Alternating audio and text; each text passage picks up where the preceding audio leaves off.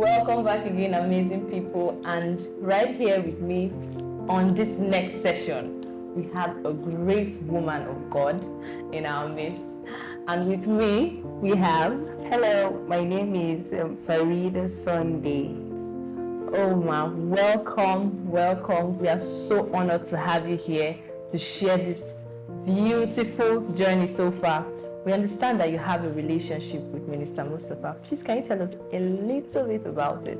Minister Mustapha Galadima is my brother, is my immediate brother. Wow. Like I've known him all my life. So I've known him all my life. He's a wonderful person, is a blessing to my family. In fact, you can call him the Joseph of my family. Wow. So I'm pleased to have such a gift as a brother. Wow. And growing up with him has been so amazing. Oh. It has been so amazing because right from the childhood, we didn't know that he was going to be a singer. But we knew that he was called because for some of the traces we were seeing in his attitude, it was just like so different from every other children. So from that we could actually knew that there was something that is different about this boy. There was something that was actually different.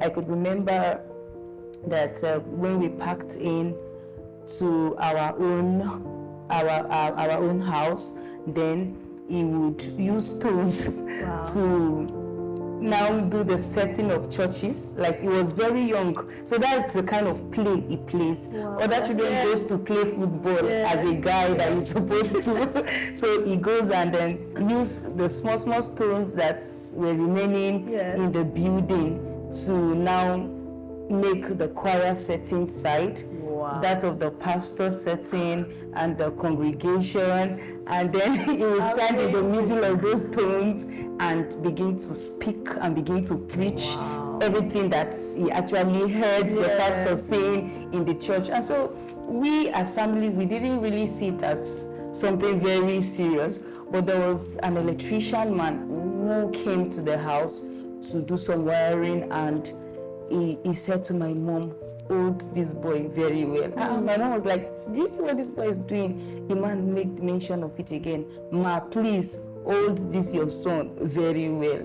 And so it was actually his childhood from his birth. I'm sure my mom is going to talk about that. From his birth and all, it was something else. The devil fought. There were several challenges, but I'm happy that God has helped him. He's growing bigger and greater by the day. So Ma, I heard you say traces. So I want you to tell me one very spot-on trace that you saw that made you know that no, this is going to definitely be a generational giant. Okay. So when he was growing up, he could actually speak tongues of almost all the members that speak in tongues in church. So when he comes home, it's actually very funny because when he comes and starts demonstrating what he saw in church, we would just all fall down and start laughing. He will come and say, Mama Sweta was speaking in tongues, and if you were actually listening to that woman in church, it was exact tongue that woman was speaking that he comes on to now speak. So in fact, when he started speaking in tongue for real, my mom said, no, this was actually because for you to have known everyone's tongue in church and you actually doing it exactly the way they were doing it, then I'm sure maybe it's just someone else's tongue that you are trying to speak. And also there was so much about Minister Musti growing up. He didn't just actually started one day. It has started right from birth. That's just the truth. It has started right from birth. It has been a wonderful journey. Wow. Yeah. Amazing. So beautiful to hear that. I mean, a lot of us, we want to hear this and more, you know. So moving on to the next, I'm very, very sure that seeing him gather so much crowd from the first Hallelujah festival, how was it like for you, the exploit you saw him doing for the family at large? He's not a pastor. He's just that, that's your younger brother. What was it like for you, ma? We want to know. Okay, the first Hallelujah Festival was in 2019, if I was not mistaken, and it was something else because I wasn't there actually, but my husband was from Lagos. He attended the first Hallelujah Festival. I think I was heavy or having a little baby that I couldn't travel from Adamawa then to Kaduna, but I had the informations from the first Hallelujah Festival, and then the ministrations from different churches. They had the vision for Team David came up in 2017, and in 2018 they started carrying out the vision of going as a group to sing in different churches, to go and minister in different states, and then from that, I think in 2019, then Hallelujah Festival began. In fact, we were excited as siblings, or we're gossiping him. We were gossiping like, who said this boy? This is too much for him. In fact, at a point we were very angry. You're putting everyone under pressure. Yes, God have shown you the vision of Hallelujah Festival. You want to bring it with everything you saw in the dream. You'll be like, I saw this, I saw the crowd, I saw this. I will just be looking at him like, this boy, where are you running to? Where are you flying to? In fact, it's the Hallelujah Festival was a very, very huge project for his age. He was 18 years at that time and was carrying that kind of program. I think the second Hallelujah Festival, I was present, and the crowd, the people I saw, tears started dropping down from my eyes. I was like, what is happening? Where are these people coming from? You will see the excited, the ox driving. It was actually a festival. And then coming down to now the power move of God. I want to be like, is this my younger brother?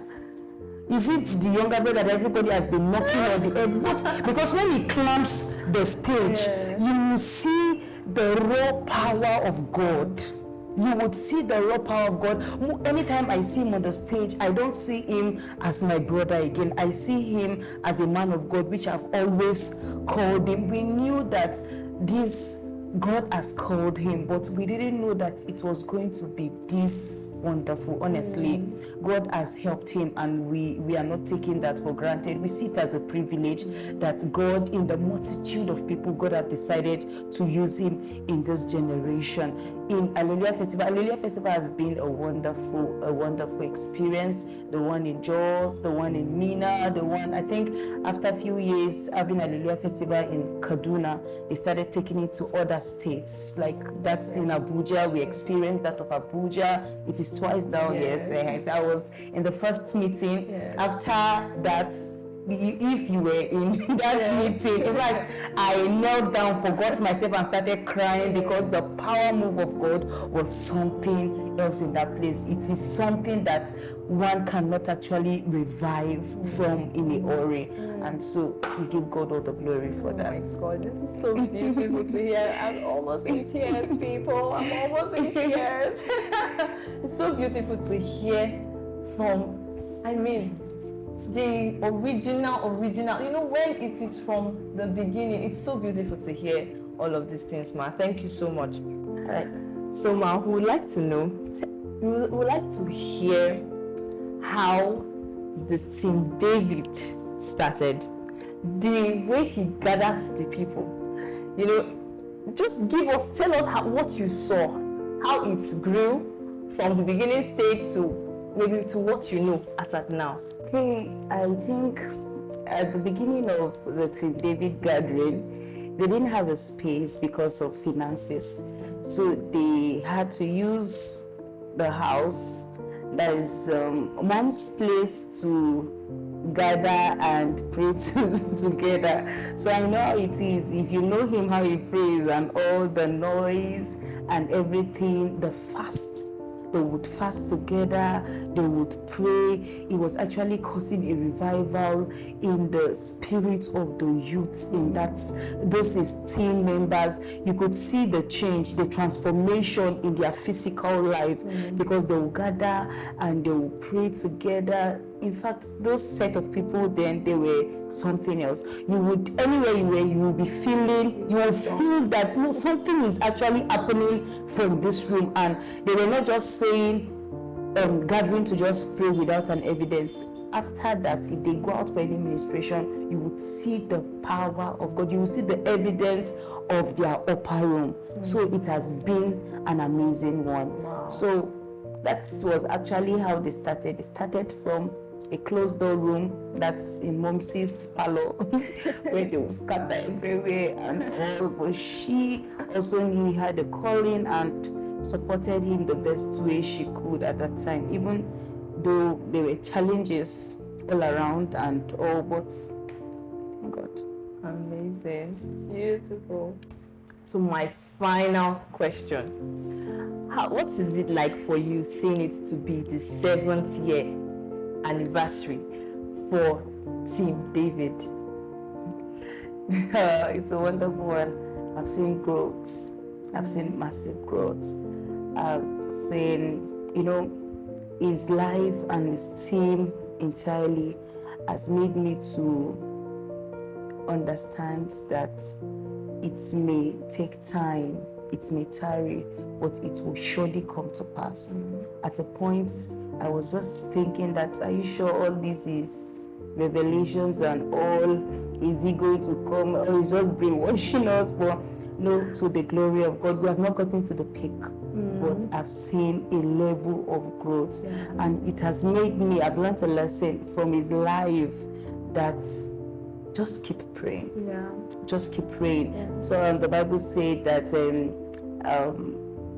you may not see the cloud, you may not see the rain, but the valley will be filled. At the point there were no signs, or the whole Hallelujah Festival became like a burden, because whenever it was Hallelujah Festival, we would be struggling and all mommy would be under pressure, and it grew from year to year to year. The Bible said the step of a just man shines brighter and brighter into a perfect day. And that is the word that I have for the Team David. Team David has been growing, and we are so excited to see how far God has brought Team David. And we hope to see Team David higher and higher into that God's ordained purpose and plan for this team as a group. Wow. Yeah. Amazing. Thank you so much. Thank you so much, Ma. We really do appreciate you. Your presence, everything you have said has just changed. In fact, has preached to us afresh. Revival afresh. Thank you so much. So this comes to the end of this session. See you next time on the next session, on our beautiful stories on how far we've come.